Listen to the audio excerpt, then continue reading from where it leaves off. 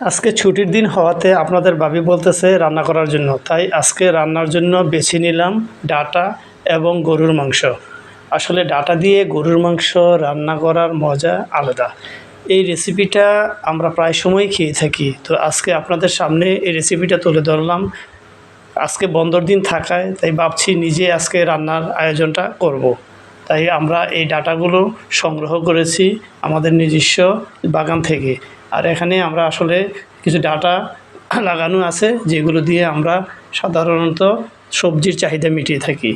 এখন আমরা কিছু ফ্রেশ গরুর মাংস ফ্রিজ থেকে নিলাম এবং মাংসগুলো এমনভাবে ধুয়ে নিলাম খুব পরিষ্কারভাবে।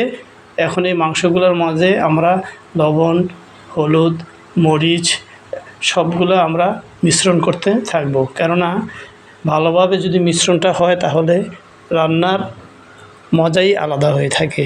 মিশ্রণের উপর অনেক কিছু নির্ভর করে, তাই আমরা আসলে চেষ্টা করি আমরা হাতে বাটা মশলাটা খেতে, কেননা হাতে বাটা মশলাটা খুবই সুস্বাদু এবং মজাদার। এখানে আদা বাটা, তারপরে আপনার রসুন বাটা, পেঁয়াজ বাটা এবং পেঁয়াজ কুচি সব কিছুই আছে।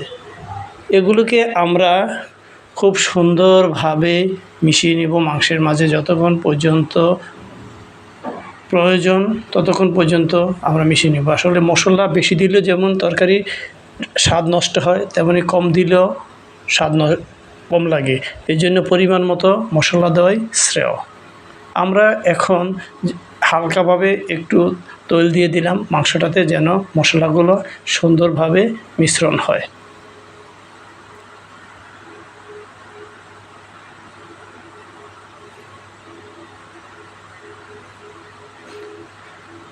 এখন মাংসগুলা আমরা মশলার সাথে মিক্স করে নেব এবং খুব ভালোভাবে মিক্স করব, যেন প্রত্যেকটি মাংসের মাঝে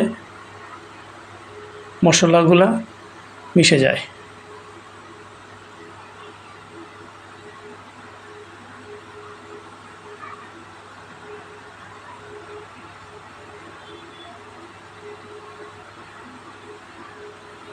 আপনাদের ভাবি প্রায় বলে তোমার রান্না আসলে মজা, তাই আজকে আবারও টেস্ট করলাম যে আসলে কতটুকু রান্না পারফেক্ট করতে পারছি। এই জন্যে আজকের এই রান্নার আয়োজন। এখন মাংসটাকে আমরা সিদ্ধ করে নেব।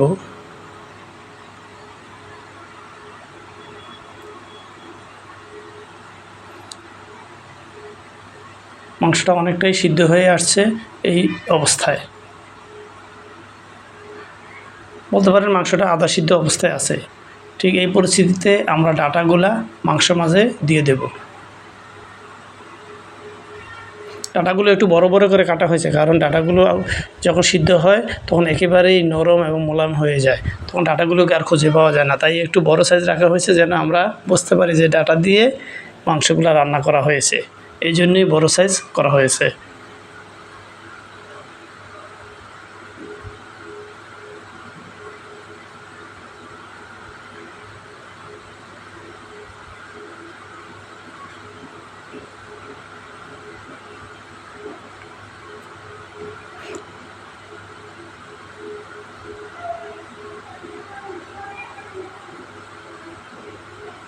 এভাবে আমরা কিছুক্ষণ